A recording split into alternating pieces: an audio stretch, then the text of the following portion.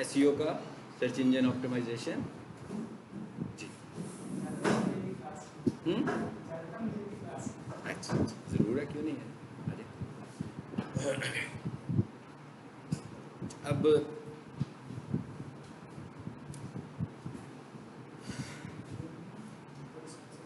SEO के लिए हमें क्या करना है पहले ये समझ लेते हैं कि एसईओ करने की प्री रेक्विजिट्स क्या हैं, क्या चीज़ें हमें पता होंगी।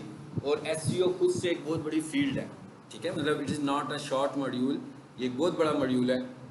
और जो एसईओ एक्सपर्ट्स हैं वो इंडिविजुअली सिर्फ एसईओ पे ही काम करते हैं, ठीक है। कम लोग होंगे जो पूरा डिजिटल मार्केटिंग का मॉड्यूल पिक करते हैं, वो ज़्यादातर लोग होते हैं जो किसी एक फील्ड को पकड़ लेते हैं। लेकिन जब आप बहुत सारी फील्ड्स पे काम करते हो और आपका एक्सपीरियंस बढ़ता जाता है तो फिर आप एक से ज़्यादा मॉड्यूल्स पे भी काम कर सकते हो। लेकिन आपके कोर्स में इतने सारे मॉड्यूल्स इसीलिए हमने रखे हुए हैं कि भाई आप कहीं से स्टार्टअप लें और आहिस्ता आहिस्ता बाकियों को भी ग्रो करते जाओ, ताकि जो जिसमें आप पॉलिश हो जाएं, जिसमें आपका इंटरेस्ट शुरू में ज़्यादा हो, आप उस पर काम करना शुरू कर दो, और जो आपको मुश्किल लगे उस पर वर्किंग करते रहें, ताकि किसी एक लेवल पे, किसी एक स्टेज पे जाकर वो आपको आसान लगना शुरू हो जाएगा, ठीक है। सो ये वाला जो मॉड्यूल है ये बड़ा मॉड्यूल है, इसकी कुछ प्री रेक्विजिट्स भी हैं कि भाई एसईओ करनी है तो कैसे एसईओ करनी है। मतलब एक तरीका तो ये है कि सीधा सीधा मैं आपको एसईओ करवाऊँ तो शायद मैं 20-25 दिन में एसईओ करवा सकता हूँ डॉक्यूमेंटेशन की शक्ल में। वो आप मेरी अपनी कॉपी पे नोट्स लिखते जाएंगे, मैं लिखवाता जाऊँगा, तो आपको पता लग जाएगा कि एसईओ कैसे क्या है। मगर करनी कैसे है, इम्प्लीमेंट कैसे करनी है, वो आप उस वक्त तक नहीं समझ सकते जब तक आप वेबसाइट को नहीं समझेंगे। क्योंकि आपने जब भी एसईओ करनी है, वेबसाइट्स को ऑप्टिमाइज करना है, वेबसाइट्स को रैंक करवाना है, आपने जब भी ये काम करवाना है, हर वक्त आपको वेबसाइट ही खोलनी पड़ेगी।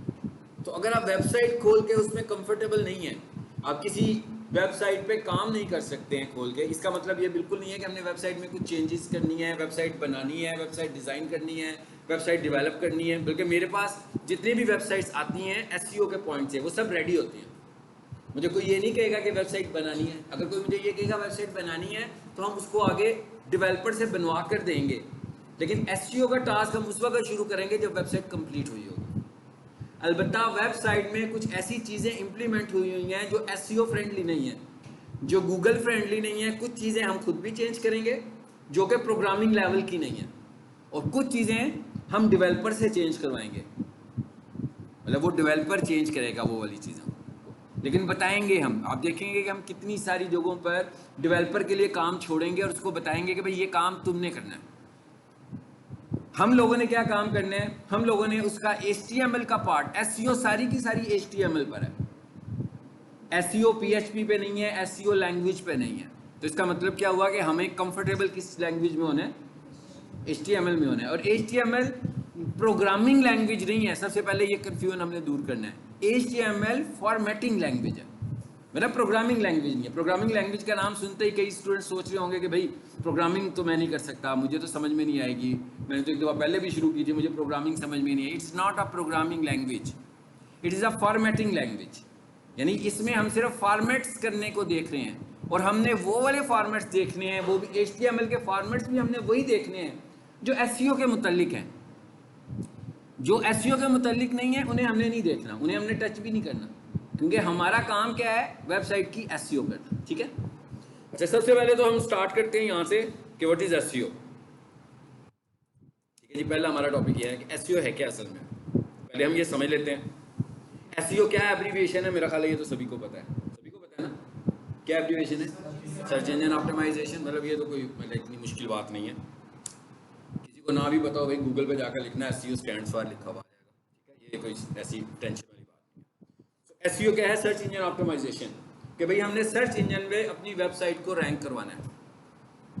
रैंक कराने का मतलब क्या है, रैंक करवाने का मतलब यह है कि जब कोई यूजर कोई सर्च क्यूरी गूगल पर लिखे, तो अगर उसकी क्यूरी को हम सेटिस्फाई कर सकते हैं, अगर उसकी क्यूरी को हमारी वेबसाइट सेटिस्फाई कर सकती है, तो हमारी वेबसाइट सबसे टॉप पर नजर आनी चाहिए। It is called search engine optimisation. Search engine optimisation branding नहीं है। ऐसा नहीं है कि कोई बंदा ब्रांड लिखे तो हम आ जाएं, कोई बंदा लिखे किप्स कॉलेज तो भाई किप्स कॉलेज ही आएगा, कोई बंदा लिखेगा पीक सॉल्यूशंस तो पीक सॉल्यूशन ही आएगा, कोई बंदा लिखेगा इफ्तिखार एकेडमी तो इफ्तिखार एकेडमी ही आएगा। किसी ब्रांड का नाम जो भी लिखेगा रिजल्टेंट ब्रांड ही होगी। तो ये एसईओ नहीं है, ये नहीं समझना कि ये एसईओ है। एसईओ है अगेंस्ट प्रोडक्ट्स और अगेंस्ट योर सर्विसेज। यानी आप जो प्रोडक्ट्स देते हो और आप जो सर्विसेज प्रोवाइड कर रहे हैं, उन सर्विसेज को कोई बंदा लिखे तो आपकी वेबसाइट रैंक करे। आपकी प्रोडक्ट्स को लिखे, जैसे मैं ये कहता हूँ कि भाई एक बंदा किसी गांव से आया कि भाई मुझे कंप्यूटर कोर्स सीखने हैं, ठीक है। अब वो जो बंदा गांव से आया उसे तो पीक सॉल्यूशन का नहीं पता ना। हाँ, जो लाहौर में रहता है, जो आप में से किसी का जानने वाला होगा, उसको पीक सॉल्यूशन का पता होगा। लेकिन जो किसी ऐसी जगह से आया जो कि बेचारा कंप्यूटर कोर्सेज करने आया और माइंडसेट लेकर आया कि मैं ये कोर्स कर लेता हूँ, मैं ये वाला कोर्स कर लेता हूँ, कोई अपने सेन में रखा है भी मैं वेब डेवलपमेंट सीख लेता हूँ, मैं ग्राफिक्स सीख लेता हूँ, तो इसका मतलब क्या हुआ, उसकी सर्च क्यूरी क्या होगी, उसकी सर्च क्यूरी कोर्सेज के नेम ही होगी ना। उसकी सर्च क्यूरी में कॉलेज का नाम तो नहीं आएगा, तो वो तो कोर्सेज लिखेगा। वो लिखेगा जी best academy for graphic designing course, best college for digital marketing course, यही लिखेगा वो। अब पीक सॉल्यूशन पहले नंबर पर आना चाहिए या पहली 3, 4, 5 पोजीशंस में आना चाहिए। इसका मतलब है कि एसईओ है, और अगर नहीं आता तो इसका मतलब है कि एसईओ नहीं हुई। हाँ, पीक सॉल्यूशंस कॉलेज लिख के आ जाए, ये कोई एसईओ नहीं है। अगर कोई बंदा कहे कि जनाब मुझे किप्स एकेडमी में पढ़ना है, तो वो बंदा लिख के किप्स एकेडमी, तो किप्स एकेडमी की वेबसाइट पहले नंबर पर आ जाए तो वो कहेंगे ये एसईओ हुई है इसकी। नो, उसकी एसईओ नहीं हुई। वो तो ब्रांड की वजह से आ रहा है भाई। उसकी वेबसाइट के यूआरएल में, वेबसाइट के नाम में भी किप्स कॉलेज ही है, kipscollege.edu.pk, peaksolutions.edu.pk, तो ये तो नाम की वजह से आ रहा है। हाँ, अलबत्ता कोई बंदा ये लिखे कि 10th coaching classes, evening coaching classes in Lahore, फिर अगर किप्स कॉलेज पहले नंबर पर आ जाए तो इसका मतलब क्या हुआ कि एसईओ हुई है। ठीक है, अब आपको अंदाजा हो गया कि what is SEO. SEO not for against brand, SEO for against products and services. कोई सर्विसेज सेल कर रहा है तो कोई प्रोडक्ट सेल कर रहा है। सब लोग तो प्रोडक्ट सेल नहीं ना कर रहे, हर किसी के पास बेचने के लिए कोई चीज़ नहीं है, किसी के पास बेचने के लिए अपनी सर्विसेज हैं। जैसे मेरे पास बेचने के लिए क्या है, आप सबको पता है, मेरे पास सर्विसेज हैं। आप सबके पास बेचने के लिए क्या होगा? अगर आप में से कोई बिजनेसमैन नहीं है तो आपके पास बेचने के लिए सर्विसेज होंगी। हाँ, अलबत्ता अगर आप में से कोई बंदा कोई बिजनेस करने लगा हुआ है तो उसके पास बेचने के लिए वो बिजनेस है, उसकी प्रोडक्ट है। लेकिन अगर आप डिजिटल मार्केटर बनने जा रहे हो तो इसका मतलब है कि आपके पास बेचने के लिए आपकी सर्विसेज हैं। तो हम कहते हैं भाई कोई बंदा सर्विसेज लिखे तो हम लोग उस पर रैंक करके सामने आ जाए। ठीक है, तो ये तो हमें समझ में आ गया एसईओ क्या चीज़ है। अच्छा, अब एसईओ में हमने 3 चीज़ों को देखना है। एक को हम बोलते हैं ऑन साइट एसईओ, दूसरे को हम बोलते हैं टेक्निकल एसईओ, और तीसरे को हम बोलते हैं ऑफ साइट, या फिर लिंक बिल्डिंग भी कहते हैं इसको। एसईओ के अंदर ये 3 चीज़ों पे हमें लर्निंग करनी है। एसईओ में हमने ये 3 चीज़ें सीखनी है। Number 1 on site SEO, number 2 technical SEO. अच्छा, अब तो मुख्तसर सा पहले समझ लेते हैं कि ये क्या चीज़ें हैं, फिर हम आगे बढ़ते हैं। ऑन साइट एसईओ, नाम से अंदाजा हो रहा होगा। क्या अंदाजा होता है आप लोगों को, क्या समझ में आता है? सिंपल, ये जनरल एक आप इसको लिखे हुए को पढ़ेंगे आप तो आपको ऐसा लग रहा है कि भाई जो वेबसाइट के ऊपर करेंगे ना वो ऑन साइट एसईओ है। ठीक है, अच्छा, टेक्निकल को जरा छोड़ देते हैं, तीसरे वाले को पढ़ लेते हैं। ऑफ साइट एसईओ, इससे क्या समझ में आता है? ऐसी जगह जो हमारी वेबसाइट नहीं है, कोई दूसरे की वेबसाइट है, दूसरों की वेबसाइट पे जाकर जो हम आके, इसकी आसान सी मिसाल है भाई, आपका फेसबुक का अकाउंट है ना, वहां पर आपने अपनी वेबसाइट का लिंक दे दिया एक पोस्ट लगाकर। आपका लिंक्डइन का अकाउंट है, वहां पर आपने एक पोस्ट लगाई, वहां पर आपने अपना लिंक दे दिया, तो अब ये क्या है, ये किसी दूसरे की वेबसाइट है। ये वाली स्ट्रेटेजीज हम किसमें सीखेंगे? ऑफ साइट एसईओ के अंदर। वेबसाइट के ऊपर जो चेंजेस करके रैंक करवाना है वो हम कहां पर सीखेंगे? ऑन साइट के अंदर। अब टेक्निकल एसईओ क्या चीज है? टेक्निकल का क्या मतलब है कि भाई ऐसी चीजें जो टेक्निकल हैं बाय नेचर, आपकी वेबसाइट की स्पीड और ऐसे फैक्टर्स जो स्पीड में इन्वॉल्व हैं। ऐसे ही है ना, मतलब आपकी वेबसाइट की स्पीड और ऐसे फैक्टर्स जो स्पीड में इन्वॉल्व हैं वो सब क्या है, टेक्निकल एसईओ। बिल्कुल ऐसे ही है जैसे मैं कहूँ, जैसे ये क्लासरूम है हमारा, ये एसी चल रहा है यार, देखें जरा, कूलिंग नहीं कर रहा, हौसला दे रहा सर, लाइट जला कर है। चलिए, ये आप हमारी तरफ से पैगाम चाहिएगा, अब आप आ गए हैं तो हम आपको पैगाम दिया करेंगे, हैं ठीक है। अगर कूलिंग नहीं कर रहा दरवाज़ा खोल लो यार, कोई बंदा बेहोशी ना हो जाए। अगर कूलिंग ही नहीं कर रहा तो कम से कम बेटा पीछे से शीशा भी खोलो, बिल्कुल नहीं ठंडी हवा नहीं दे रहा, चलो इसे बंद खोल लें जी, तो हवा तो है ना क्रॉस। टेक्निकल एसईओ क्या चीज़ है, ये भी एक टेक्निकल एसईओ का फैक्टर है भाई, ये जो भी हमने देखा ना। जैसे एक क्लासरूम हेल्ड करने के लिए किस चीज़ की ज़रूरत है, मेरी ज़रूरत है, मैं आऊँगा तो क्लास होगी, चेयर्स पे आप बैठे हुए हैं, चेयर्स होंगी तो क्लास होगी, फैन की ज़रूरत है, इलेक्ट्रिसिटी की ज़रूरत है, ठीक है। अब इसमें अगर मैं कहूँ भाई टेक्निकल पार्ट्स कौन से थे इस क्लासरूम के, इलेक्ट्रिसिटी, फर्नीचर, ये सब चीज़ें टेक्निकल पार्ट है ना। इसी तरह जो आपकी वेबसाइट है उसके भी कुछ टेक्निकल पार्ट्स हैं, कुछ टेक्निकल चीज़ें हैं। अगर आपकी वेबसाइट की एसईओ बहुत शानदार हुई है, सारी हमने ठीक कर ली है, ऑन साइट भी की है, ऑफ साइट भी की है, मगर आपकी वेबसाइट लोड ही नहीं होती, कोई टेक्निकल इश्यूज है जिसकी वजह से आपकी वेबसाइट खुलती ही नहीं है। तो अगर आपकी वेबसाइट खुल ही नहीं रही है तो कैसे रैंक होगी। ऐसे फैक्टर्स जो टेक्निकल नेचर के होंगे हम सीखेंगे, उन्हें हम क्या बोलते हैं, टेक्निकल एसईओ। समझ में आ गया टेक्निकल एसईओ से क्या मुराद है, यानी ऐसे फैक्टर जो वेबसाइट के ऊपर चेंजेस करेंगे। अब बहुत सारे टेक्निकल फैक्टर्स ऐसे भी होंगे जो वेबसाइट पर भी होंगे, यानी हम वेबसाइट पे जाकर भी काम कर रहे होंगे, तो वो कौन से फैक्टर्स होंगे, टेक्निकल फैक्टर्स ही होंगे। अगर मैं बहुत पीछे चला जाऊँ ना एसईओ को लेके, 2012 में, 2013 में, 2014 में, उस वक्त जब हम एसईओ करते थे तो हम सिर्फ दो बात करते थे, ऑन साइट एसईओ और of site SEO. Technical SEO की बात नहीं करते थे। इसका मतलब क्या हुआ कि टेक्निकल एसईओ कहाँ पर थी, ऑन साइट एसईओ के अंदर ही हम सारी टेक्निकल एसईओ को कर लेते थे। फिर गूगल ने इसको थोड़ा सा ओपन किया कि भाई इसको अलहदा कर लो, आपको अंडरस्टैंडिंग भी हो जाएगी कि इसमें से टेक्निकल ग्राउंड्स कौन सी हैं, टेक्निकल पॉइंट्स कौन से हैं, ठीक है। अब ये तो हो गया, अब आपको पता लग गया भाई हम एसईओ करने जा रहे हैं, और ये भी पता लग गया कि एसईओ में क्या है, ठीक है ना। मैं क्या आपको ये भी पता लग गया हम एसईओ करने जा रहे हैं, आपको ये भी पता लग गया एसईओ में क्या चीज़ है। लेकिन अब हमें ये देखना है कि एसईओ करने से पहले हमें क्या करना है। मैंने कहा ऑन साइट एसईओ। अब मिसाल के तौर पर आप एसईओ मुझसे सीख लेते हैं, और कोई बंदा आपको कहता है भाई ये मेरी वेबसाइट है, इसकी एसईओ कर दो, लेकिन आपने आज तक कभी कोई वेबसाइट खोली नहीं है, सीख तो लिया आपने, लेकिन आपने वेबसाइट पे कभी कोई चेंजेस नहीं किए। तो अगर आप वेबसाइट में चेंजेस नहीं कर सकते तो आप एसईओ भी नहीं कर सकते। इसका मतलब क्या हुआ कि हमें वेबसाइट को पहले समझना पड़ेगा, ठीक है। सो इसका मतलब ये हुआ कि इसके अंदर आप ये समझ लो कि हमारा जो पहला मॉड्यूल है एसईओ के अंदर, वो ये है कि हम ये समझते हैं कि वेबसाइट्स को एडिट कैसे करना है।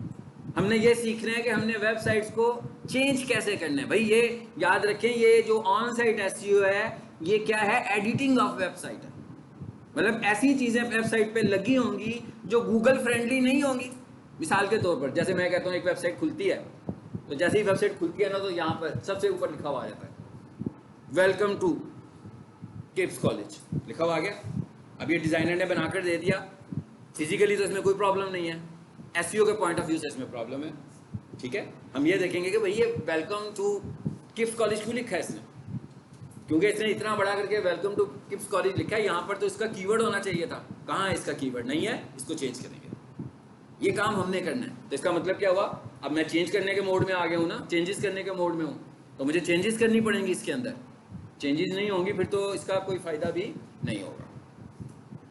इसका मतलब हमें क्या समझना है, वेबसाइट एडिटिंग क्रिएट करना हमारा काम नहीं है, डेवलपर नहीं है हम लोग, ये ज़हन में रखना है। ये माइंडसेट बिल्कुल नहीं लाना कि आप डेवलपर हो। आपको वेबसाइट इतनी आनी चाहिए कि कोई बंदा अगर आपसे अपने वेबसाइट के क्रीडेंशियल्स शेयर करे कि जनाब ये मेरी वेबसाइट है, आप उसे खोलें और आइडेंटिफाई करें एसईओ के एलिमेंट्स और वहाँ जाकर उनको चेंज कर दें। बस इससे हमने उसकी प्रोग्राम में हमने उसका स्ट्रक्चर चेंज नहीं करना। हमने ऐसा नहीं है कि हमें उसका डिज़ाइन अच्छा नहीं लग रहा, हमें उसकी वेबसाइट स्टाइलिश नहीं लग रही तो हम कहेंगे भाई ये स्टाइल की होनी चाहिए, ये इस डिज़ाइन की होनी चाहिए, इसमें आपने कलर कम्बिनेशन ये वाला रखा हुआ है, ये गलत है, इसका कलर कम्बिनेशन ये होना चाहिए। ये एसईओ का प्रॉब्लम नहीं है, ठीक है, एसईओ कैसे होती है, आहिस्ता आहिस्ता आपको इन चीज़ों का पता लगेगा। लेकिन अब इससे पहले मैं कहता हूँ कोई भी वेबसाइट कैसे होती है, ऐसे होती है। सबको पता है ऐसे होती है। मैंने एक वेबसाइट का नाम लिख दिया, यानी कि हमारे पास कोई भी वेबसाइट इसी तरह होती है ना भाई, abc.com, geo.tv, peaksolution.edu.pk। तो मैंने कहा कोई भी वेबसाइट कैसे होती है, इसी तरह उसका नाम होता है। ये क्या है, इस नाम को क्या कहते हैं हम, URL कहते हैं। बिल्कुल ठीक है, ये एक URL है। एक्चुअली ये क्या है, ये डोमेन है। ठीक है, इसका मतलब क्या हुआ कि अगर मेरा कोई क्लाइंट कहता है कि भाई मुझे वेबसाइट बनवानी है, तो मैं उसे सबसे पहले क्या कहूँगा कि क्या बाई करो, डोमेन बाई करो। हम कहते हैं भाई किसी ने कोई कंपनी रजिस्टर करवानी है, कोई बिजनेस स्टार्ट करना है, तो क्या करेगा, अपनी बिजनेस का एक नाम पहले सोचेगा। उसके बाद पाकिस्तान में जो भी लीगल अथॉरिटीज़ हैं जो उसको लीगलाइज करती हैं, उनके पास जाकर रिक्वेस्ट करेगा कि जनाब ये मेरी कंपनी है, इसको लीगलाइज कर दें ताकि ये नाम कोई और इस्तेमाल ना कर सके, रजिस्टर हो जाए उसका नाम। इसी तरीके से हमें भी अपना नाम रजिस्टर करवाना है, तो हमें एक डोमेन परचेज करनी है। नंबर सबसे पहला टास्क क्या है कि हमने डोमेन परचेज करनी है। डोमेन की जो लाइफ होती है वो कितनी होती है, 1 ईयर। यानी इसका मतलब मैं कह रहा हूँ परचेज करनी है, तो परचेज करने से ये मुराद बिल्कुल नहीं है कि हमने खरीदी तो हमारी हो गई, बल्कि ये हमारी कितनी अरसे के लिए होनी है, 1 साल के लिए। मतलब मैं इसकी जितनी भी पेमेंट करूँगा, तो मैं कितनी पेमेंट, कितनी देर के लिए वो पेमेंट होगी, for 1 year. After a year मेरी पेमेंट एक्सपायर हो जाएगी, और फिर वो कंपनी मुझे कहेगी कि भाई अगले साल के लिए फिर पे कर दो। तो अभी मैंने कोई वेबसाइट नहीं बनाई, कोई एसईओ नहीं किया, कुछ भी नहीं किया, अभी तो नाम ही खरीद रहे हैं हम। तो ये नाम आपको एनुअल बेसिस पर खरीदना पड़ता है। तो सबसे पहले तो आप खुद से डिसाइड करेंगे, यानी जिसकी वेबसाइट है वो डिसाइड करेगा कि मेरी वेबसाइट का क्या नाम होना चाहिए, और क्या वो नाम अवेलेबल भी है कि अवेलेबल नहीं है। अगर सिर्फ अवेलेबिलिटी चेक करनी हो तो who.is एक URL है, who.is,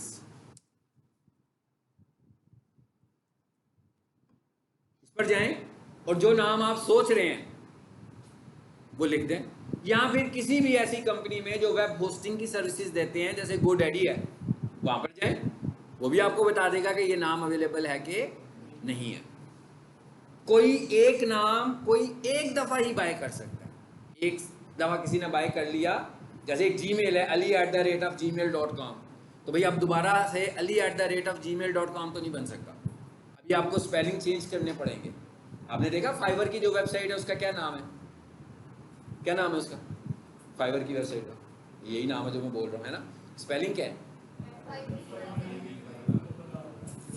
हालांकि FIVER होना चाहिए था ना, डबल आर क्यों किया उन्होंने, इसलिए कि जब उन्होंने वेबसाइट लॉन्च कर रहे थे तो उससे पहले किसी ने फाइवर बाय कर लिया था, तो उन्होंने फिर इसके साथ डबल आर लगा के इसको बाय किया।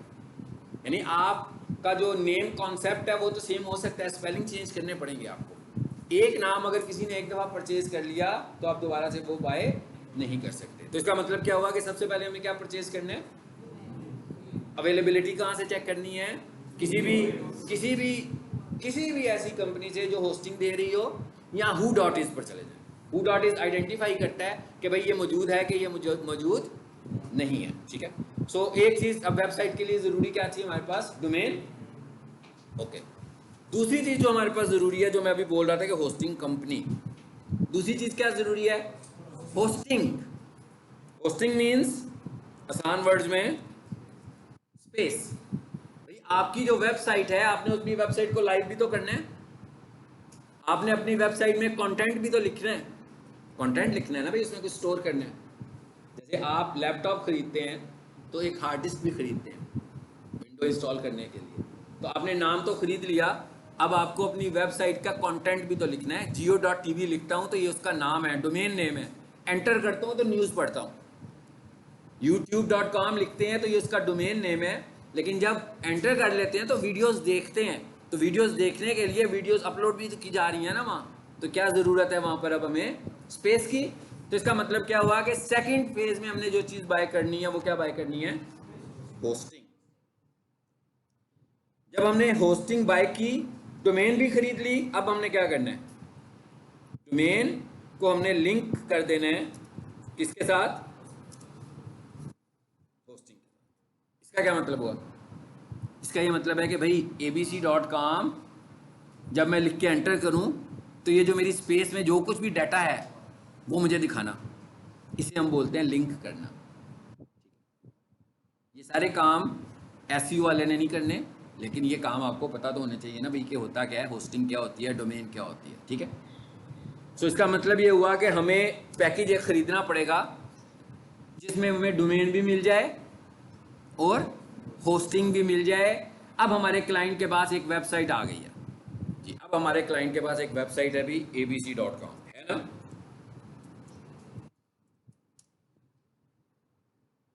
अभी होस्टिंग आई है, वेबसाइट डिजाइन नहीं हुई। अभी वेबसाइट नहीं बनी है, अभी तो सिर्फ होस्टिंग आई है। यानी अब उसके पास स्पेस है भैया। आप घर आए हैं लैपटॉप खरीद के, एक बड़ी अच्छी सी हार्ड डिस्क उसने पैकिंग में से निकाली है, सील निकाली, लगा दी। ऑटोमेटिक तो विंडो नहीं चल पड़ेगी ना, विंडो इंस्टॉल कराएंगे ना उसके ऊपर, उसके बाद फिर वो चीज़ें इंस्टॉल करवाएंगे जो आपको ज़रूरत है, जो आपको चाहिए। सेम इसी तरीके से अब होस्टिंग तो मेरे पास है, अब मुझे क्या करना है अगले फेज में, अपनी वेबसाइट डिज़ाइन करवानी है अपनी होस्टिंग के मुताबिक। भाई मैंने होस्टिंग खरीद ली, ये बिल्कुल एग्जांपल मैं आपको लैपटॉप की दे रहा हूँ ना, तो ये होस्टिंग की एग्जांपल भी लैपटॉप की ही है।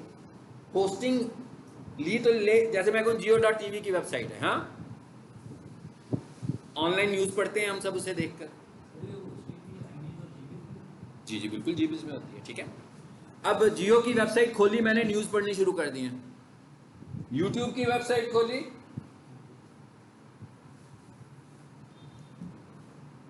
वीडियोस देखनी शुरू कर दी। अब एक कंटेंट टेक्स्ट है, एक कंटेंट है टेक्स्ट और इमेजेस, और एक कंटेंट है वीडियोस ओनली। वैसे अगर आपसे मैं पूछूंगा आपकी हार्ड डिस्क पे मैं माइक्रोसॉफ्ट वर्ड के डॉक्यूमेंट्स सेव करूं या फिर मैं वीडियोस अपलोड करूं, मूवीज सेव करूं, तो स्पेस कहाँ पे ज़्यादा लगेगी? सिंपल, मूवीज में ना। मैं कहा मूवीज ज़्यादा स्पेस लेंगी ना, मतलब डॉक्यूमेंट्स तो बहुत कम स्पेस लेंगे, लेटर्स लिखे होंगे तो वो तो बड़े कम स्पेस लेंगे। इसका मतलब क्या हुआ कि आपकी होस्टिंग डिपेंड करेगी कि आपकी वेबसाइट कितनी है, उसका कंटेंट क्या है, आपकी वेबसाइट में क्या क्या है। मैं कहा ये भी डिपेंड करता है कि आपकी वेबसाइट में क्या क्या है। भाई टेक्स्ट है, इमेजेस हैं, वीडियोस भी आपने अपलोड करनी है कि नहीं करनी है। आमतौर पर अगर हम वीडियोस अपलोड करेंगे अपनी साइट के ऊपर जाकर तो स्पेस काफ़ी लगेगी, लेकिन अगर हम वीडियोस अपलोड कर लें यूट्यूब के मदद से कि भाई यूट्यूब की एक विंडो लें और उसमें हमारी वीडियो प्ले हो रही हो, तो स्पेस तो हमारी नहीं लगेगी ना। फिर किसकी स्पेस लगेगी? यूट्यूब की स्पेस लगेगी। तो ये साइंस है जिसमें हम यूज़ कर सकते हैं।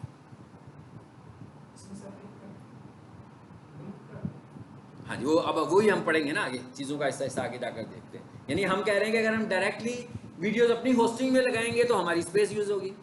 अगर हम यूट्यूब के ऊपर लगाएंगे और उसको यूट्यूब को अपनी वेबसाइट पे ऐड कर लें, मतलब यूट्यूब की विंडो ही मेरी वेबसाइट पे नज़र आ रही हो, हाँ, तो इसका मतलब क्या होगा?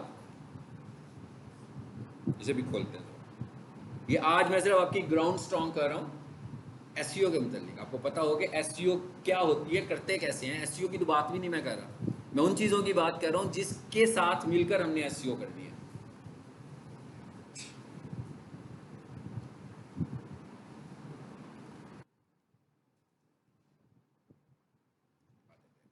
इस पे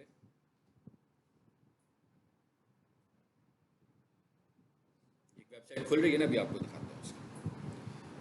अब जैसे मेरे लैपटॉप की स्पीड में कितनी सारी चीज़ों का रोल है, अवेलेबल स्पेस। अगर फॉर एग्जांपल मेरे लैपटॉप में 0 बाइट्स फ्री हो इस वक्त, तो मुझे मैनिपुलेट करने में इशू आएगा ना। अगर मेरे लैपटॉप की रैम अचानक काम करना छोड़ दे तो भी इशू आएगा। अगर मेरे लैपटॉप का कोई हार्डवेयर इशू करेगा तो भी इशू आएगा। इसका मतलब क्या हुआ कि जो काम मैं कर रहा हूँ इसमें लैपटॉप का हार्डवेयर बड़ा इन्वॉल्व है। हालांकि मैं काम तो एक माइक्रोसॉफ्ट वर्ड का डॉक्यूमेंट खोल के करने लगा हूँ, लेकिन उसके बावजूद वो रैम डिपेंडेंट भी है, वो हार्डवेयर डिपेंडेंट भी है, वो स्पेस डिपेंडेंट भी है। इसी तरह आपकी जो वेबसाइट है वो भी तो किसी जगह पर स्टोर हुई हुई है, किसी ना किसी कंप्यूटर पर तो है। मेरी वेबसाइट मेरे लैपटॉप से तो नहीं चल रही। मैंने होस्टिंग जो बाई की है, वो जो मैंने पैकेज बाई किया हुआ है, उधर से मेरी वेबसाइट चलने लगी हुई है। इसका मतलब क्या हुआ कि अगर मुझे गो डैडी ने होस्टिंग दी है, तो गो डैडी का कोई कंप्यूटर होगा जिसके ऊपर उसने मेरे लिए जगह डेडिकेट की होगी कि भाई इतनी स्पेस मैं आपको दे रहा हूँ जितने मैंने उसको पैसे दिए होंगे। अब वो एक कंप्यूटर है, तो इसका मतलब क्या हुआ कि जब मेरी वेबसाइट उस कंप्यूटर से चल रही है तो उसको रैम की भी ज़रूरत पड़नी है ना, मतलब उसको रैम की भी ज़रूरत है, उसको हार्ड डिस्क स्पेस की भी ज़रूरत है, और प्रोसेसर भी उसमें इन्वॉल्व है। भाई जिस कंप्यूटर, जैसे मैं अभी यहाँ पर माइक्रोसॉफ्ट वर्ड ही खोल लूँ, अगर मेरा काम स्लो हो रहा होगा तो आपको कहोगे सर का यहाँ तो प्रोसेसर स्लो है या रैम स्लो है, यही है ना, दो ही चीज़ें आपके ध्यान में आएंगी। इसका मतलब है आपकी वेबसाइट की स्पीड में भी कम से कम ये तीन चीज़ें तो बहुत इंपॉर्टेंट रोल अदा कर रही हैं, स्पेस, रैम और प्रोसेसर कितना मिल रहा है। इसका मतलब ये हुआ कि जब हम किसी से होस्टिंग परचेज करेंगे तो हमें ये चीज़ें देखनी पड़ेंगी कि वो जो हमें दे रहा है होस्टिंग, उसमें हमें कौन से मशीन पर दे रहा है, कौन से सर्वर पर होस्टिंग दे रहा है। सर्वर का मतलब कंप्यूटर भाई, छोटे कंप्यूटर्स क्लाइंट कंप्यूटर्स, बड़े कंप्यूटर्स सर्वर मशीन्स, कोई मुश्किल बात नहीं है। और रैम कितनी दे रहा है, सबसे इंपॉर्टेंट फैक्टर ये है। कोडिंग वाली वेबसाइट की रैम कम हो तो चल जाएगी, वर्डप्रेस की वेबसाइट की रैम कम होगी, अभी हम इसको डिस्कस करते हैं आगे जाकर, तो क्या होगा। तो इसका मतलब क्या हुआ कि हम जब किसी से होस्टिंग लें तो हमें ये नहीं देखना कि एक बंदा 5,000 की होस्टिंग दे रहा है और एक बंदा 20,000 की होस्टिंग दे रहा है, तो हम कहें यार 5,000 वाले से ले लेते हैं, अभी तो बहुत सस्ता पैकेज है। हमें ये देखना पड़ेगा कि उसके होस्टिंग पैकेज में क्या मौजूद है, कौन सी चीज़ें वो अपनी होस्टिंग में मुझे दे रहा है। आमतौर पर जो भी आपको सस्ती होस्टिंग देंगे वो आपसे ये सारी बातें छुपाएंगे कि आपको रैम कितनी मिल रही है। इसका मतलब ये हुआ कि हमें ये सारी डिटेल लेनी है। जब कोई बंदा आपको देगा और फॉर एग्जांपल वो आपको कुछ भेज देता है पॉम्फलेट सा कि भाई ये हमारी होस्टिंग में है, और आपको उसमें रैम नज़र नहीं आती है, तो आपको रैम की क्यूरी करनी पड़ेगी उससे, क्योंकि जब आप अगर उसको वेबसाइट को वर्डप्रेस पे लेके और आपकी रैम हुई 200 MB, तो वर्डप्रेस की वेबसाइट तो नहीं चलनी, वर्डप्रेस की वेबसाइट जीबीज में चलेगी। हाँ, कोडिंग वाली वेबसाइट थोड़ी रैम में चलेगी, 400 MB पे कोडिंग वाली वेबसाइट को कोई प्रॉब्लम नहीं होगा, लेकिन वर्डप्रेस की वेबसाइट रैम मांगेगी और स्पेस भी मांगेगी। क्यों मांगेगी, ये हमारा अगला डिस्कशन है, इसको अभी हम थोड़ी देर के बाद मजीद देखेंगे। चलें जी, अभी हो गया, ज़रा इधर आए, यहाँ पर मैंने कोई वेबसाइट खोली थी, एक नीचे आए, यहाँ पर एक वीडियो दिखानी थी आपको मैंने, ये वीडियो लगी है। अब ये वीडियो कहाँ है, लाइव है ना, ये तो वीडियो एक वेबसाइट से आई है, लेकिन मैंने क्या किया हुआ है, आपको फील तो हो ही रहा होगा क्या किया हुआ है, क्या हुआ है इस वेबसाइट में, यूट्यूब का फ्रेम यहाँ पर ऐड करके वीडियो यहाँ पर प्ले कर दी। इसका मतलब ये हुआ कि ये वाली स्पेस मेरी वेबसाइट की होस्टिंग की नहीं है, ये यूट्यूब की है। और जब मेरा दिल करता है हफ्ते के बाद अगर इनकी कोई नई वीडियो आएगी तो मैं यूट्यूब चैनल पर जाकर इनकी वीडियो चेंज करूँगा, अपनी वेबसाइट में जाकर एडिट करूँगा, तो यहाँ पर वीडियो भी चेंज हो जाएगी। तो इसका मतलब हाँ, अगर मैं ये कहता हूँ कि ये नहीं है, एक और वेबसाइट है उस पर भी शायद लगी हो वीडियो, ये चेंज होती रहती है, मे बी इस वक्त वीडियो चल रही है कि क्या चल रहा है। ये वाली वीडियो होगी अगर, तो ये वीडियो यूट्यूब की नहीं है, ये डायरेक्ट होस्टिंग की वीडियो है। ये जरा वेबसाइट खुलती है, ये बाहर की फ्रांस की वेबसाइट है। चलें इसे खुलने देते हैं और हम वापस आ जाते हैं कोडिंग पे। हाँ जी, कुछ अंदाज़ा हुआ आपको वेबसाइट के मतलब। अब आपको ये भी पता लग गया कि भाई किसी ने वेबसाइट बनवानी है तो उसे सबसे पहले क्या खरीदना है, डोमेन। और ज़रूरी नहीं है कि हर जो डोमेन वो सोचेगा, जैसे मैंने सोचा abc.com तो अवेलेबल भी होगी, भाई हो सकता है कोई पहले ही ले चुका हो, तो फिर हमें कुछ कम्बिनेशन में जाना पड़ेगा। अच्छा, एक और चीज़ भी बताऊँ कि कुछ कंपनीज हैं वो आपको .com की डोमेन्स फ्री भी देती हैं, .com फ्री में जो डोमेन मिलेगी सिर्फ .com किसी। अच्छा, ये .com क्या चीज़ है, इसको नहीं हमने डिस्कस किया। ये जो .com है ना, इसको मैं निकाल देता हूँ। वेबसाइट में .com आता है, .edu .pk भी आता है, .org भी आता है, मुख्तलिफ आता है ना। जैसे अभी मैंने एक वेबसाइट फ्रांस की खोली है तो उस पर क्या है, .fr। कंट्री रीजन के हिसाब से भी एक्सटेंशंस होती हैं, इज कॉल्ड डोमेन एक्सटेंशन। इसके लिए हम क्या करते हैं, डोमेन एक्सटेंशंस बाय करते हैं, ठीक है। मतलब ये डोमेन एक्सटेंशन यानी वेबसाइट का नाम था ABC। अब मैंने कहा मेरी डोमेन किस पे जाना है, मैंने .com जो है वो सबसे ज़्यादा SEO के हवाले से बेहतर डोमेन एक्सटेंशन होती है। यानी हमारी ख्वाहिश यही होती है, जो कंपैरिजन जब कर रहे होंगे हमें SEO फैक्टर्स का, तो एक वेबसाइट .com पर है और एक वेबसाइट .org पर है, तो google.com को ज़्यादा वेट देगा। ठीक है, अब जब हम होस्टिंग परचेज करने जाएंगे तो गूगल कंपनी वाले हमें ये कहेंगे कि भाई हमारी तरफ से एक ऑफर है कि हम आपको .com की डोमेन फ्री दे देंगे। वैसे अगर मैं .com की डोमेन लोगों की रिन्यू करवाऊँ तो 5 से 6 हज़ार एनुअल लगते हैं कम से कम, लेकिन अगर कोई बंदा लेना चाहे तो ये डोमेन फ्री भी मिल जाएगी आपको, मगर अगर ये अवेलेबल होगी। उसकी वजह ये होती है कि कई लोग होते हैं जो अपनी कंपनी के नाम के साथ डोमेन लेते हैं, तो .com की डोमेन इतनी पॉपुलर होती है कि उसके मिलने के चांसेस बहुत ही कम होते हैं।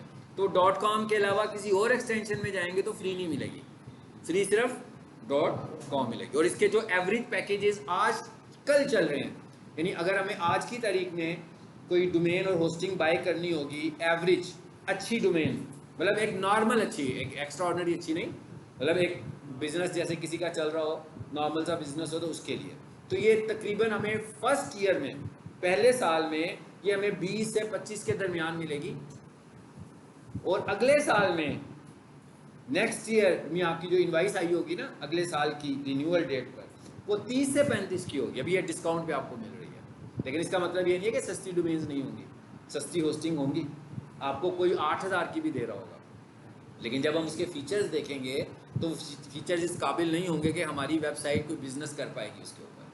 यानी कि जो मिनिमम एक्सेप्टेबल साइज है ना हमारे पास किसी होस्टिंग का विद डोमेन, वो तकरीबन आपको कॉस्ट करेगा अबाउट 18 to 20 या 20 to 25,000। चाहे हम वेब सोल से लें, चाहे हम गो डैडी से लें, अब मैं इतने सारे नाम ले रहा हूँ, चाहे हम सर्वर सी से लें, ये सारे की सारी होस्टिंग प्रोवाइडर कंपनीज हैं।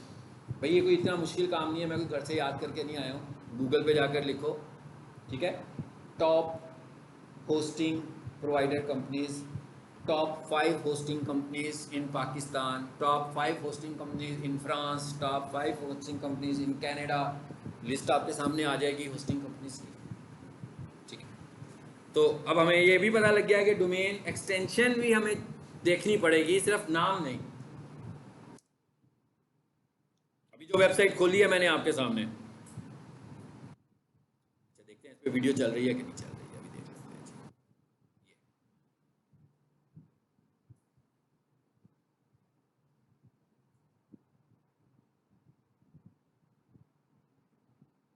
अब ये देखें, ये वीडियो YouTube की है। अगर ये वीडियो है भाई चल जाओ, क्या हो गया तुम्हें? अब ये देख रहे हैं इसकी SEO की हुई है हमने। अब देख रहे हैं इसके अंदर क्या क्या किया हुआ है। ट्रेंडी वॉचेस को कीवर्ड बनाया हुआ है, बार बार ट्रेंडी वॉचेस आ रहा है बीच में, ट्रेंडी वॉचेस, फैशन वॉचेस, उसको हमने आइडेंटिफाई किया हुआ है, अलहदा से बोल्ड किया हुआ है उसको। सो ये SEO के फैक्टर्स हैं जो हमने सीखने हैं। ऊपर देखें, ऊपर भी ट्रेंडी वॉचेस आ रहा है ना? इसका मतलब क्या हुआ कि ये कीवर्ड फोकस किया हुआ है हमने, इसकी वजह से ये रैंक कर रही है। चलें जी, ये तो एक हुआ इसका इंट्रो। अब वेबसाइट्स किस में बनेंगी? हमारे पास वेबसाइट्स के 2 इंटरफेस हैं, number 1 coding and number 2 CMS। यानी हमारे पास 2 इंटरफेस हैं जी, कोडिंग वर्सेस CMS। CMS क्या होता है?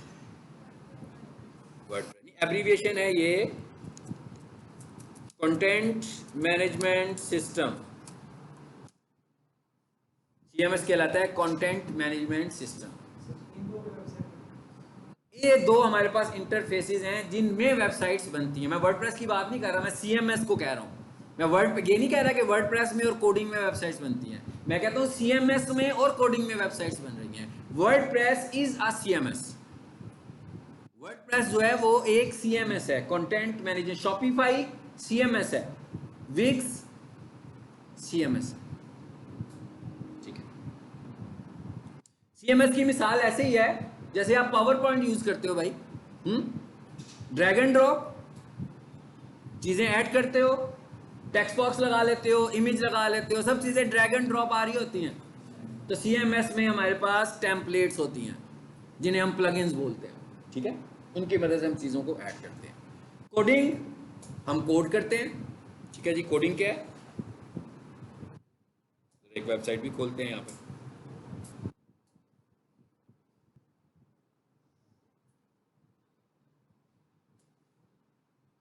ये वेबसाइट खुली नहीं रही भाई, सब कुछ खुल गया, ये नहीं खुली वीडियो है। अब ये देखते हैं क्या चीज़ है, ये वीडियो है कि क्या है, क्या है ये देखें, पता लग गया आपको क्या है, ये वीडियो है ना। अब ये वीडियो जो है ना ये डिस्टर्ब कर रही है। और एक और चीज़ मैं आपको बताऊं, हम रिकमेंड नहीं करते क्लाइंट्स को, देखा है ना प्रॉब्लम है कि नहीं है। ये टेक्निकल इशू है जिसको मैं टेक्निकल इशू बोल रहा था। बेशक इंटरनेट की स्पीड भी स्लो है लेकिन बाकी चीज़ें तो लोड हो गई है ना, सिर्फ ये वाला पार्ट लोड नहीं हो रहा। तो हम किसी को भी ये रिकमेंड नहीं करते। अलबत्ता क्लाइंट की अपनी भी कुछ चॉइसेस होती हैं कि जी हम चाहते हैं कि लोगों को कुछ पता लगे कि ये हमारी घड़ी जो है इस तरह की घड़ी है, लोग वीडियो में देख लें। तो हमारा काम सिर्फ बताना होता है उनको, इम्प्लीमेंट क्या करना है क्या नहीं करना ये उनकी चॉइसेस हैं, ठीक है। अभी हम इन चीज़ों को डिस्कस करेंगे आगे जाकर कि ऊपर जो तस्वीरें चेंज हो रही है क्या वो होनी चाहिए कि नहीं होनी चाहिए, कितनी होनी चाहिए, यहाँ पर वीडियो किस तरह होनी चाहिए। आप देखें हमने दूसरी वेबसाइट में वीडियो कैसे ली, उसे कोई टेंशन नहीं हुई ना, मैं उसको लोड किया उसे कोई टेंशन नहीं हुई है, इसको मैं प्ले करूंगा तो वीडियो भी प्ले हो जाएगी यहाँ पे, जैसे कि वीडियो चल पड़ी है, वो अभी तक नहीं चल रही है, ठीक है। इसका मतलब है इस वक्त उसकी होस्टिंग में या उसकी वीडियो में कोई इशू हो सकता है। चलें अब आ जाते हैं वापस पॉइंट पे। यहां मैं आया हूं, आज का लेक्चर मेरी कोशिश ख्वाहिश है कि आप सबके कॉन्सेप्ट एक्स्ट्राऑर्डिनरी स्ट्रांग हो। सो मैं ये लेसन इस पॉइंट से दे रहा हूं। मैंने कहा सिर्फ कॉन्सेप्ट के लिए दे रहा हूं, ऐसे नहीं हुआ कि मैं आया हूं तो मैंने एसईओ पढ़ानी शुरू कर दी, हाँ ऐसा तो नहीं किया मैंने। सिर्फ क्यों नहीं किया ऐसा, इसलिए नहीं किया कि आप इस एसईओ से फ़ायदा उठा सकें, क्योंकि जब तक आपके कॉन्सेप्ट स्ट्रांग नहीं होंगे आप कुछ नहीं कर सकते। अगर मैं खड़ा होकर यहाँ पढ़ा रहा हूँ और मैं लोगों के प्रोजेक्ट्स करता हूँ सिर्फ कॉन्सेप्ट स्ट्रांग होने की वजह से, और अब मैं कुछ सीखता नहीं हूँ कहीं से कोर्सेज, ठीक है। आप भी एक दफ़ा मुझसे सीख लें, आपको बार बार सीखने की ज़रूरत ना पड़े भाई। सीखते रहेंगे तो कुछ कर नहीं सकेंगे, तभी करेंगे जब आपका इंटेलेक्चुअल अपना स्ट्रांग होगा। आपने अपने इंटेलेक्चुअल को स्ट्रांग करना है। कैसे स्ट्रांग करना है, किसी भी चीज़ के कॉन्सेप्ट को अंडरस्टैंड करके। अगर आपको कॉन्सेप्ट वीक होगा तो आपको किसी की जरूरत, आपको हर दफ़ा मेरी ज़रूरत पड़ेगी कि सर ये क्या चीज़ है, समझ में नहीं आ रही, वो जो आपने पढ़ाया था वो तो है ही नहीं है, ये तो बदल ही गया सब कुछ। हाँ बदलेगा भाई, 6 दिनों के बाद भी बदलेगा, महीने के बाद भी बदलेगा, तो क्या कोर्स ही करते रहेंगे, ऐसा तो नहीं है ना। सो अपने कॉन्सेप्ट को बहुत स्ट्रॉन्ग करना है। इसी वजह से मैंने बिल्कुल बेस से चीज़ें बतानी शुरू की हैं आपको कि जिन चीज़ों की आपको ज़रूरत पड़ सके। ऐसा नहीं है कि आपको भी एसईओ करता हूँ मुझे क्या पता डोमेन क्या होती है, मुझे क्या पता होस्टिंग क्या होती है, कहाँ से लेनी है, भाई मेरा काम नहीं है ये, ठीक है, ये किसी और बंदे का काम है, ऐसे नहीं है। अगर आप अपने आप को स्ट्रॉन्ग बनाना चाह रहे हो डिजिटल मार्केटिंग में तो आपको सब कुछ खुद करना पड़ेगा, आपको ऑलराउंडर बनना पड़ेगा, ठीक है। अगर आप ऑलराउंडर नहीं है तो आप कंसीडरेशन में भी नहीं आएंगे। कंसीडरेशन में वही बंदा आएगा जो ऑलराउंडर होगा। ज़रूरी नहीं है कि हर ऑलराउंडर सब कुछ ही कर सकता हो, लेकिन उसे पता तो सब कुछ होना चाहिए ना। कर बेशक ना सकता हो लेकिन उसे इंफॉर्मेशन हर चीज़ की होनी चाहिए। ये नहीं मैं एक सिर्फ आपको कॉन्सेप्ट देने लगा हूँ, अभी करवा कुछ नहीं रहा हूँ, मैंने आज कुछ भी नहीं करवाया, सिर्फ कॉन्सेप्ट हैं जो कि हम अगली क्लास में डिस्कस करेंगे। सिर्फ कॉन्सेप्ट्स हैं ये कि ये कॉन्सेप्ट आपके कितने स्ट्रांग हुए जो मैंने ये वाला लेसन दिया, तो ठीक है। जैसे ये वेबसाइट की फाइल आ गई जी मेरे पास, एक इंडेक्स के नाम से एक फाइल पड़ी होगी। मैं सिर्फ आपको बताने लगूंगी कोडिंग कैसी होती है। इंडेक्स, इस पर राइट क्लिक करें जी।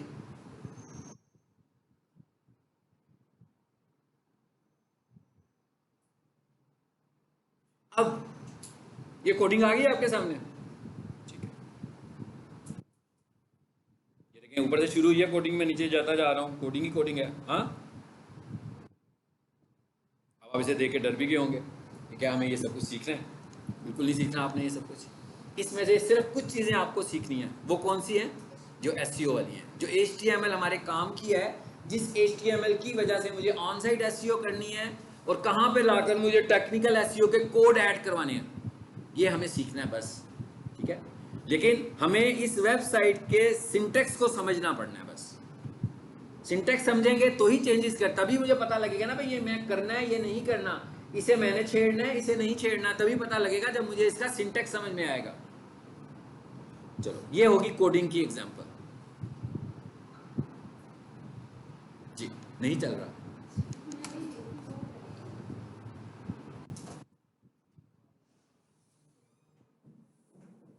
अभी भी मुझे लगता है वीडियो पूरी लोड भी नहीं हुई है। हाँ, एज इमेज उसने इसको लोड किया। अच्छा अब आ जाए जरा वापस। एक चीज मैंने यहाँ पे टाइप किया, क्या रही है, बस ये आखिरी टॉपिक है हमारा आज का। मैंने लिखा है CMS। अब देखे ना, मैंने कहा कि 2 वेबसाइट्स हैं, ऐसे ही है। मैंने कहा भाई एक वेबसाइट CMS है, एक वेबसाइट कोडिंग है। एक बंदा मेरे पास आया, भाई SEO कर दो, ये मेरी वेबसाइट का URL है। तो पहला टास्क मेरा क्या है कि मुझे ये तो पता लग गया भाई इसकी वेबसाइट कौन सी है। मैं उससे पूछूंगा तो नहीं ना, वो कहेगा भाई तुम काय के एक्सपर्ट हो, मैं मुझे तुम्हें बताना कि किसमें बनी हुई है। सो ये क्या लिखा है मैंने, CMS डिटेक्टर। CMS डिटेक्टर ये डिटेक्ट करेगा कि क्या ये वेबसाइट CMS में बनी हुई है कि नहीं बनी हुई है। भाई अगर ये वेबसाइट CMS में बनी है, इसका मतलब है कोडिंग की नहीं है। सिंपल सी बात है, ऐसे ही है ना। यानी अगर वो इसको डिटेक्ट कर देगा एज ए CMS, तो इसका मतलब ये हुआ कि ये कोडिंग की वेबसाइट नहीं है, ये किसी CMS में बनी है। वर्डप्रेस सबसे पॉपुलर CMS है। सेलिंग वेबसाइट्स में, ई-कॉमर्स वेबसाइट्स में शॉपिफाई सबसे पॉपुलर CMS। लेकिन अभी हम देखेंगे कि कोई एक वेबसाइट जो बनी होती है, जब हम कहते हैं ना CMS में बनी हुई है, तो एक CMS से बनती भी नहीं है, वो नंबर ऑफ CMS के साथ बनी होती है। तो सबसे पहले तो मैंने लिखा भाई CMS डिटेक्टर। ये मैंने एक सर्च क्यूरी लिखी है एक आम यूजर की तरह। हाँ, मैं कहा भाई मैं देखना चाह रहा हूँ कोई CMS डिटेक्टर है जो मुझे CMS को डिटेक्ट करके बताए कि ये CMS है कि नहीं है। सो मैंने यहाँ लिखा CMS डिटेक्टर। आ गया, एक वेबसाइट आई ऊपर CMS डिटेक्टर, और भी बहुत सारी होंगी।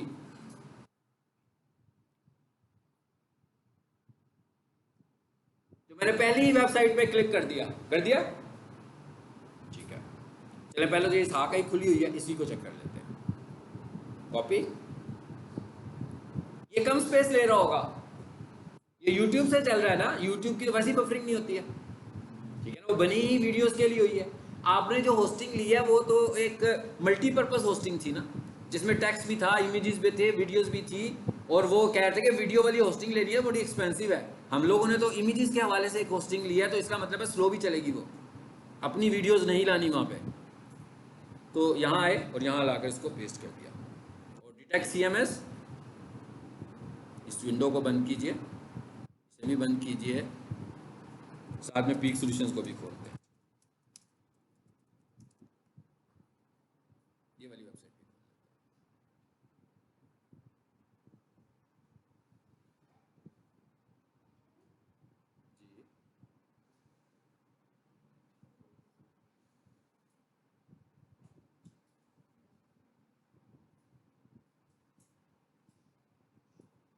जी कुछ पढ़ लें, आ गया जवाब। मैं कहा जवाब आ गया हुआ है। क्या कह रहा है, we did not recognize CMS used by Isaac I. कह रहा है भाई ये वाली जो वेबसाइट है, ये CMS को रिकग्नाइज नहीं किया हमने। इसका मतलब क्या हुआ कि ये CMS की वेबसाइट नहीं बल्कि कोडिंग की वेबसाइट है। और आपको ये भी बता दूं कि ये 8 MB से लेकर 12 MB की वेबसाइट है। आप अब वेबसाइट देख रहे हैं ना, ये 8 MB से लेकर 12 MB में बनी है। कितनी कम स्पेस यूज हुई है। आपकी वर्डप्रेस की कोई भी वेबसाइट GB से कम में नहीं होती है। इसका मतलब क्या हुआ, जल्दी लोड होगी। अच्छा अब आए जरा इस वेबसाइट को देखते हैं। अब जरा ये वाली वेबसाइट टाइप करते हैं।